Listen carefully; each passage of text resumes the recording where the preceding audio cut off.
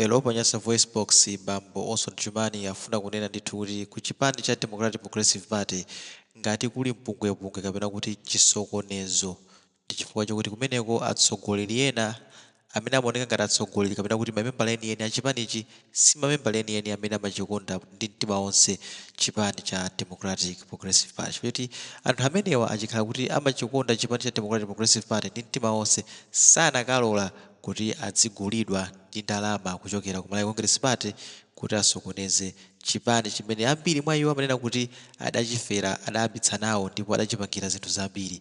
Ndiye tikhala limodzi kuti timve kuti Maboso ndi Chumani afuna kuyika maganizo awo otani pa nkhani imeneyi imene nthawi zambiri anthu ambiri amanena kuti MCP ndi imene ikusokoneza chipani cha Democratic Progressive Party koma apatsa ndalama za nkhaninkhani akuluakulu ena a chipanichi. Ndiye tikhala limodzi kuti timve kuti Austin Chumani akuti bwanji ndipo kumapeto tikupemphani kuti mukhale pomwepo ndipo maganizo anu mutiyipuze in the comment section below kuti zimene akamba Austin Chumanizi ndi zokumveka kapena inuyo mukutsutsana nazo, ndipo mulipo mutuzanso maganizo anu kuti chifukwa chani mukutsutsana nawo in the comment section below. Koma mwachizolowezi, thank you for tuning into Nyasa Voice Box and we shall see you in the next one. Mavuto mwali ku DPP kwa kanthawi zikumaoneka kuti DPP ili bize kumalo za zala kuti chipani cha DPP ngati chikuonongeka chifukwa cha the ruling party MCP. Aboma nthawi zonse mudzamva DPP akamadandaula amati aboma ndi amene akuwasokonezera chipani chawo. Koma pena nkudzaganiza kuti MCP yakhala ili ku opposition for over 25 years. Amaganizo aene also ndi Chumani, simaganizo a dziko, simaganizo a MCP kapena DPP, koma ngati munthu ineyo naneso kuona kwanga kwa zinthu. And pa whispers ipa timakhala ndi nthawi ya maclasses koma isikalasi. Okay. MCP yakhala ku opposition for over 25 years. For 25 years yakhala ikulephera zisankho. Ndikuti ndi zisankho over ka 5 mulamuli wa democracy. 1994 analuza, 1999 analuza, 2004 analuza, 2009 analuza, 2014 analuza 5 times akuluza. Okay. 2019 ndi imene they bounced back after kuluza ka 5 ka number 6 ndi kamene MCP yawina through TOS alliance. Okay, tizike pambali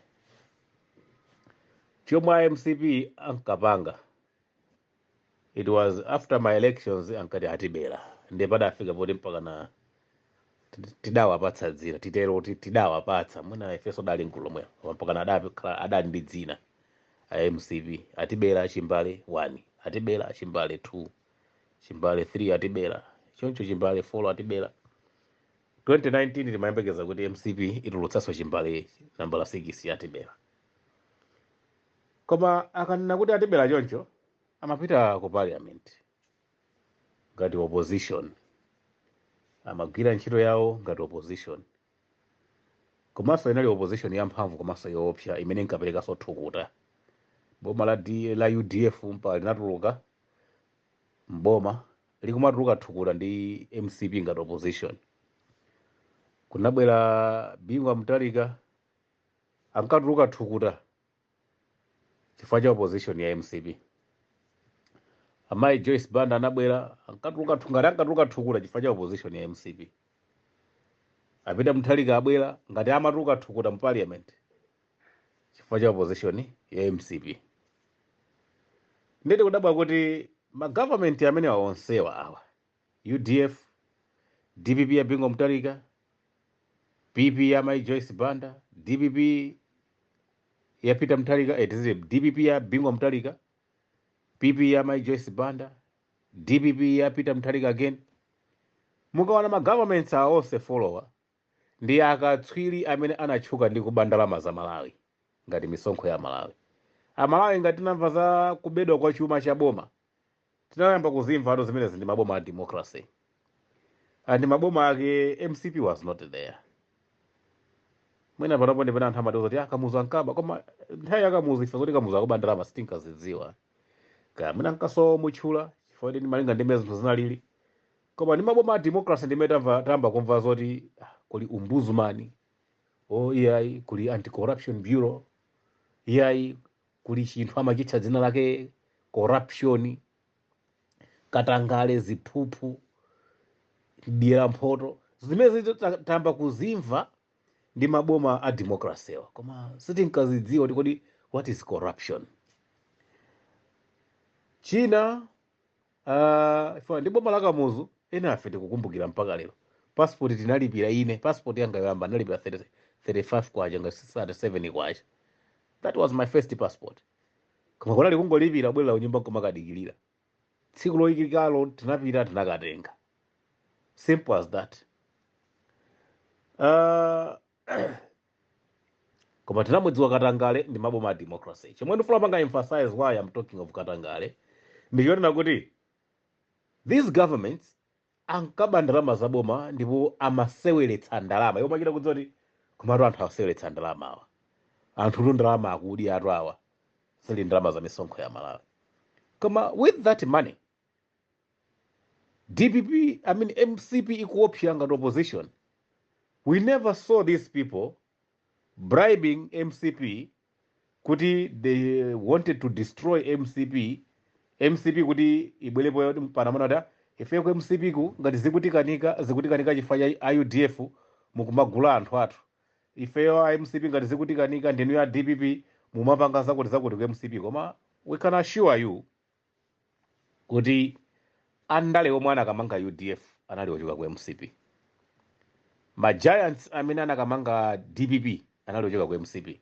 Andi mukhoza mafunso kuti anali ndani. We can talk of Nicholas Dausi ngati mufuna kuadziwa.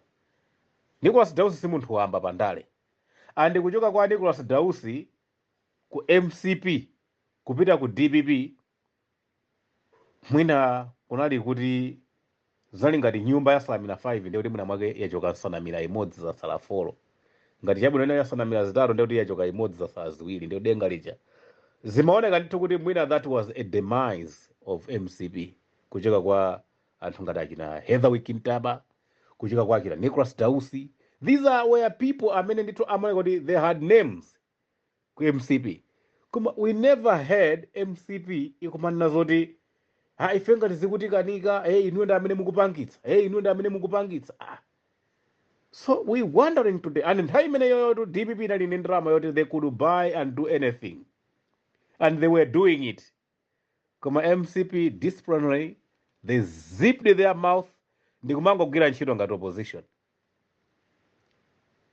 Zipped their mouth. Anathira milomo yawo super glue ndi kumata ndi kumangogwira ntchito parliament kuja ngati opposition. Chimodzimodzi mpaka 5 years ikutha kukavotaso kuluza atibera kakhala wabera samanyanyala samakwiya amapitabe parliament makagwirabe ntchito ngati opposition. Such a hard worker, the late Olemekezeka Atembo. He worked mosafuoka mpaka na pamene amasira ndale. We never saw them akulimbana ndi munthu kuti ife ngati ku MCP zikutikanika ifa chauchi. Ndelo lino lumakhala anthu odabwa kwambiri. Ndanato ndikungolankhula ngati munthu. Koma kuti ndilipasaso chipani ndi mmene zilimu zingathenso khala bwino. Munditchula kuti kandikhala wa chipani chanje. Koma zikungodabwitsa kuti today opposition imene tili nayo, each and every shortcoming imene ali nayo pakati pawo, they putting that blame on the shoulder of somebody. Okay, ngati zili zoona, in another hand, ngati zili zoona kuti MCP ikukwanitsa kupanga bribe ma members a DPP kuti adzisokoneza chipani chawo chomwe. In true sense, are these patriots? Anthu amenewo ni mapatriots pa chipani. Anthu amenewo ndi ofunika pa chipani. Chabwino, ngati chipani chikukwanitsa kulandira ndalama from the ruling party ndi kumadziphwasula chokha, chinali chipani?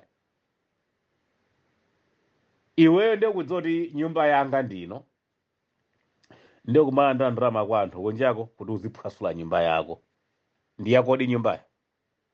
So these are some things zimene anthu muna mwakati mayenera kumadzifunsa tokha. Ngati mu DPP muli mamembala, ati mamembala ake ndi kukhala ma senior members, kutsogolo kwenikweni kwa chipani cha DPP, ngati kuli anthu amene amakwanitsa kulandira ndalama kuboma kuti aziphwasula chipani, amenewo ndi anthudi ofunikira pa ndale za dziko. Are those veterans? Are those patriots? Are they citizens? Kapena ma tribesmen, or are they idiots? Munthu amene ukhozo kwanitsa. Do you know kuti chipani mwina unachiyambitsa nawo limodzi, unachifera nawo, wachigwirira ntchito kuti chifika pene chilipo, uli ndi zoti ukhozo chikumba chipanicho kuti ndachipangira zakuti today ndio kumalandira ndalama kumaphwasula chinthu unachimanga ndi manja ako. Iweyo, are you a citizen? Are you a tribesman, or you are an idiot? Ndekuti ngati kuli anthu achonchi ku DPP, they are idiots, because not even a citizen can do that. Not even a tribesman angavomere zimenezo. Chifukwa a tribesman amalola kuti chichitike koma mtundu wanga sendingausiye. That is a tribesman. So anthu amene ali ku DPP wakanakha kuti okay, they are not good citizens. If they were tribesmen, sangalandirebe ndalama kuti kufuna kupha mtundu wako omwe, sizingatheke. Because a citizen stands for the country, stands for the nation, regardless kuti tikuchokera mipingo yanji, tikuchokera zipani zanji, mtundu wanji, zilankhulo zanji.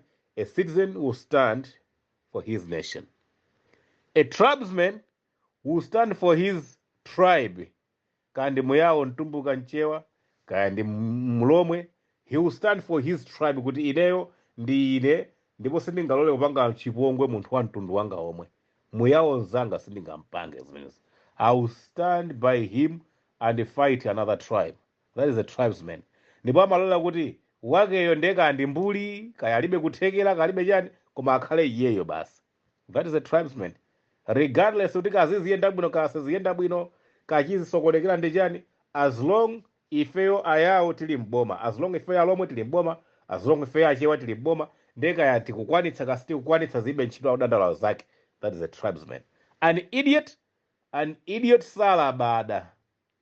An idiot salabada kuti zimpindulira iyeyo kazipindulira ndani, ziwonongeka kaziwonongekera ndani, chizachitika ndi chani after 5 years, kachizachitika ndi chani iye atamwalira. An idiot, he don't just care. An idiot ndi amene amafa ndi njala dzinjali panopo agulitsa chimanga. That is an idiot.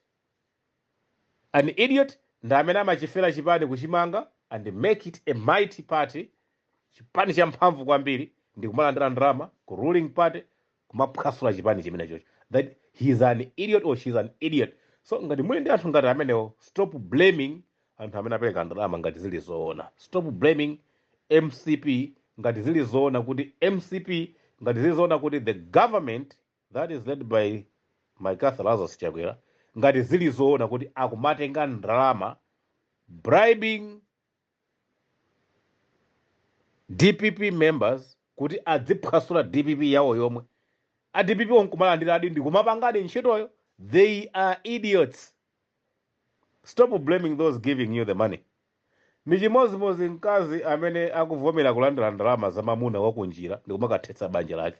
Stop blaming that guy who is giving your wife money. Your wife, she is an idiot.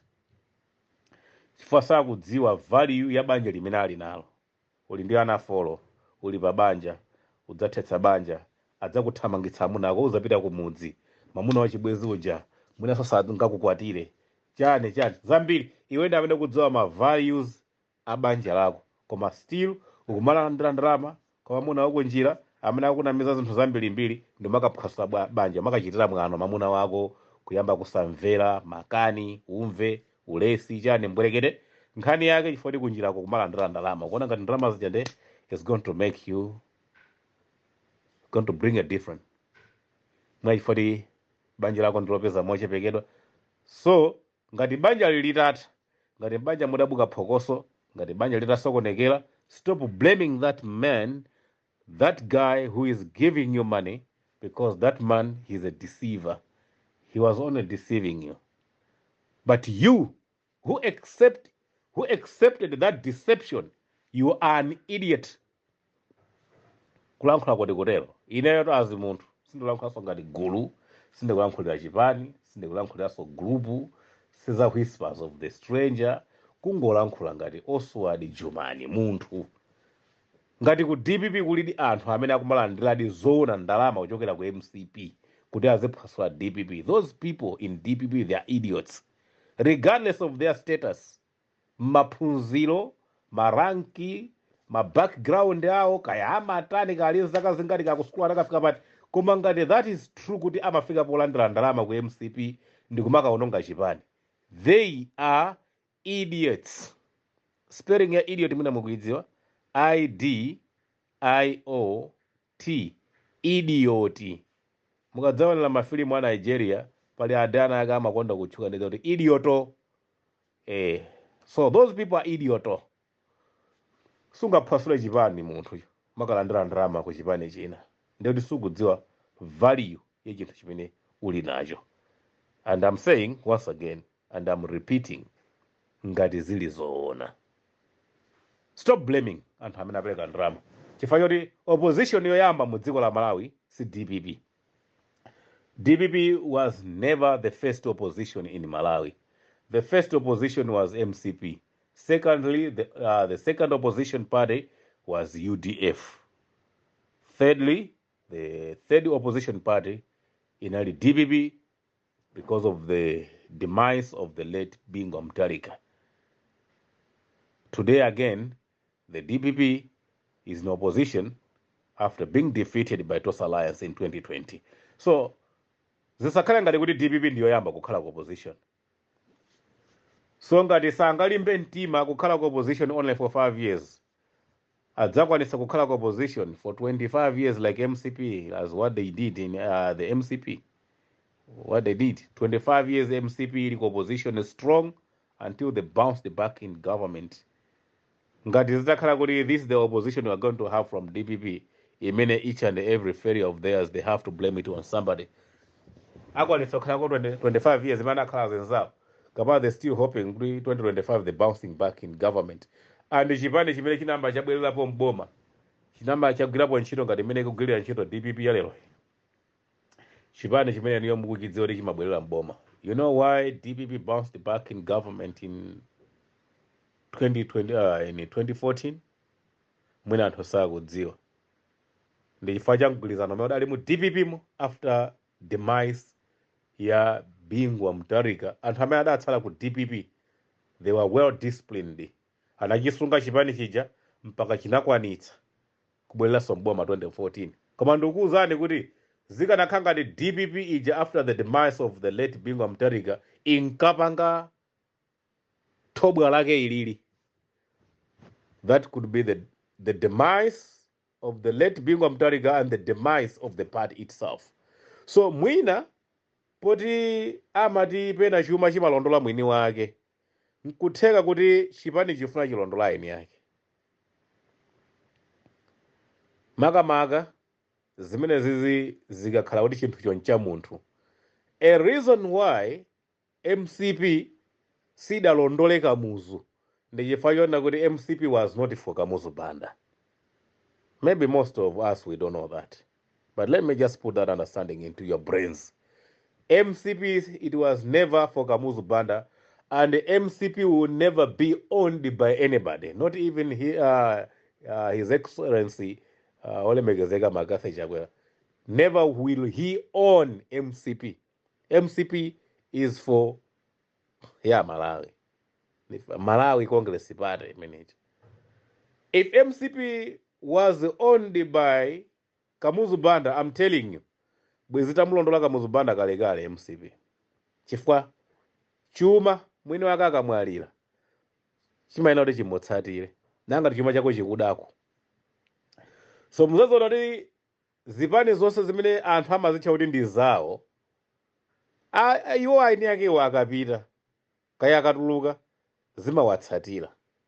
Zilipo zipani zambiri mbiri 249 zidapita ndi azini yake. So mwina izi zimene apanga DPPs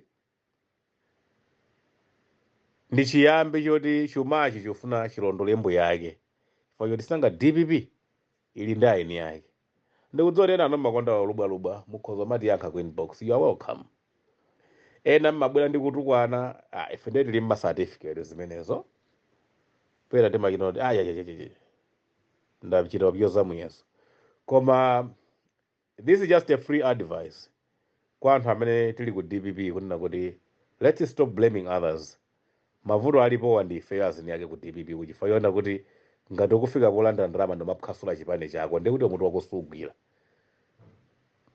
pomaliza why is that happening ndichifukwa kuti pa whispers of the stranger nthawi inake dagwitsako ntchito mawena ake amene tidanena kuti a strongest weapon that an oppressor will use against you, it is the mindset of the oppressed person himself. Chida chopambanitsitsa chimene munthu wopondereza angathugulitsa ntchito pothana nawe ndende kaganizidwe kako iweyo oponderezedwawe basi sagulitsa ntchito anthu opondereza zida zakutali kwambiri amagwitsa ntchito mindset ya munthu amene akufuna kumponderezayo. So your mindset is the greatest weapon that an oppressor will use to oppress you.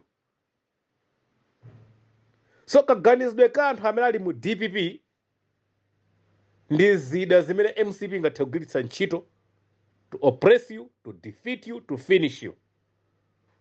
So before you blame or musanadzudzule kwa dzudzula amene akukuponderezani chinthu choyamba chimafuna kudziyang'ananso iwe munthu wake kuti kodi ineyo mavuto ndimaona bwanji, how do I handle my things. The way I handle my things muna zimapereka mwayi kwa anthu kuti they should take advantage of me. So when someone is taking advantage of you, usanayambe kudana naye munthu amene akutenga advantage on you, taking advantage of you mukhozanga kuti I think ine pena pake pali loophole imene uyoyo akuona kufoka mwa ine and he or she is using that weakness against myself. Easy ndi zimene zinafunika kuti anthu tingoziyang'ana bwinobwino kuti mwina tikhoza kukhala ndi nthawi yozipanga reconstruct ndi kuona kuti 2025 ikamafika tikhati kupanga chani. Koma kuchulutsa mavuvu asulemana kumane na kuti ya tsiku na memwe zabandula zibakira akakulu kukadakhala munthu oti akhoza kutchuka ndi ndewo ineyo sodi juma ndenda panga ndewo pa dziko lapansi pano. Koma I'm telling you mundewo mulibe udolo and zimango kuchedwetsa asulemani inu mwe magesi munamangidwa chifukwa cha ndewo. Ine ndamangidwa kundendeka mbirimbiri ntagulula mano zitsagado za anthu many times. Ine ngati ndapita kundendeka mbirimbiri mu life yanga ndi chifukwa cha ndewo and ndaona kuti zimango kuchedwetsa. Believe me, anthu angathe kutchulani mayina inde zimapweteka zimabowa. Ine I can tell you here in South Africa si mzungu mmodzi si mwenye si munthu wakuda simply calling me a monkey, this black person, azongadali nkisimu chimene chosafuka. And once you utter that word a monkey meaning a black person, make sure kwanu agula kale bokosi. And I was not hesitating. Mungathabwera South Africa kono ask for me, they will tell you. You call me a monkey, make sure kuti kwanu agula kale bokosi. I'm going to kill you.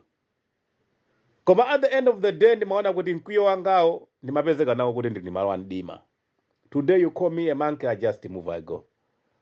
Finish. Suleiman, just leave this thing. You got a lot of things to do.